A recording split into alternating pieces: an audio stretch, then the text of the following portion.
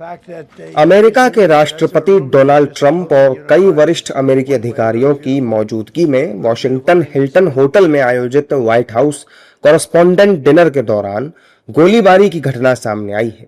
Firing की आवाज आते ही राष्ट्रपति ट्रंप समेत सीनियर अमेरिकी अधिकारियों को शनिवार रात को सालाना व्हाइट हाउस कॉरेस्पॉन्डेंट डिनर से सुरक्षित निकाला गया।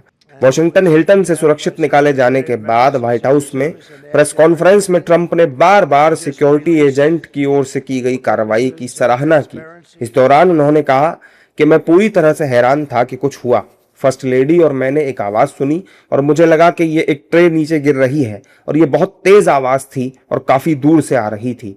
उन्होंने बहुत तेजी से काम किया। मैं सीक्रेट सर्विस से बहुत प्रभावित हुआ, वरना मैं ही शिकायत करता।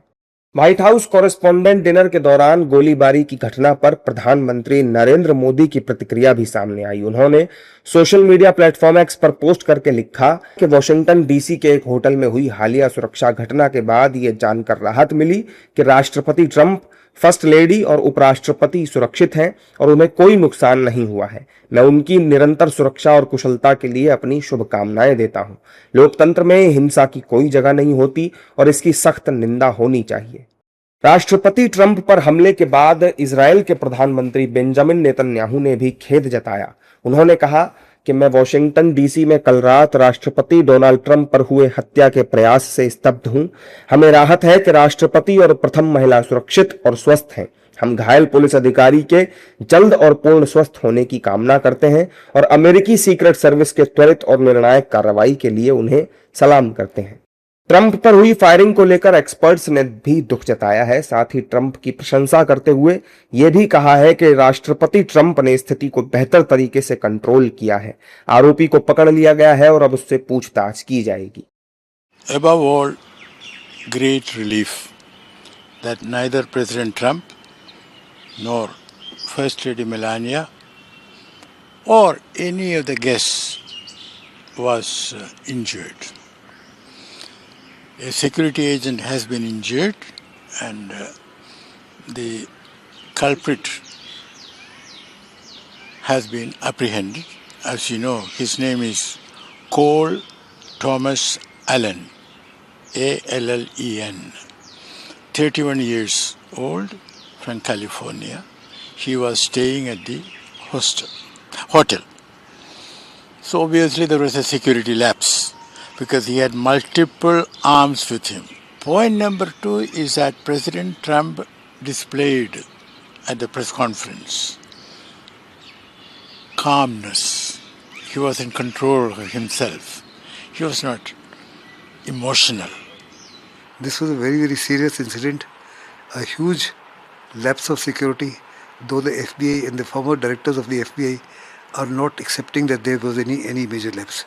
They said this gentleman is a student of Southern University of California, which has got a very high acceptance rate. It's one of the leading universities of America.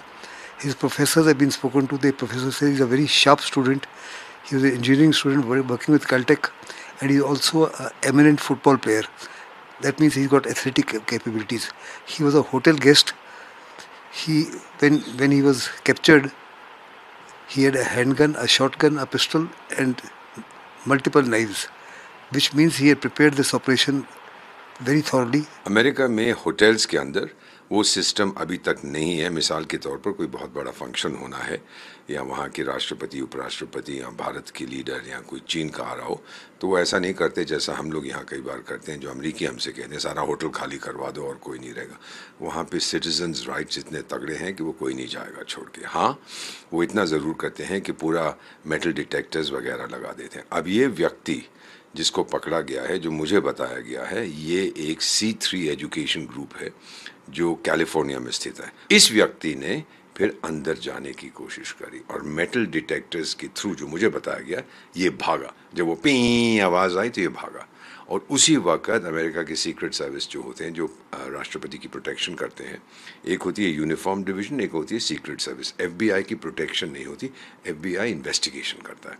तो उन्होंने फिर गोली चलाने की कोशिश की लेकिन नहीं चलाई और दूसरी तरफ से आते हुए FBI एजेंट्स ने इसको पकड़ के ज़मीन पे पटक दिया। आपको बता दें कि घटना के बाद सुरक्षा एजेंसियों ने तुरंत कार्रवाई करते हुए संदिग्ध को पकड़ लिया। मिली जानकारी के मुताबिक हमलावर के पास हथियार मौजूद थे और वो अकेले ही इस घटना को अंजाम देने की कोशिश कर रहा था। फिलहाल इस पूरे मामले की जांच जारी है और सुरक्षा एजेंसियां ये पता लगाने में जुटी हैं कि आखिर इस हमले के पीछे क्या मकसद था।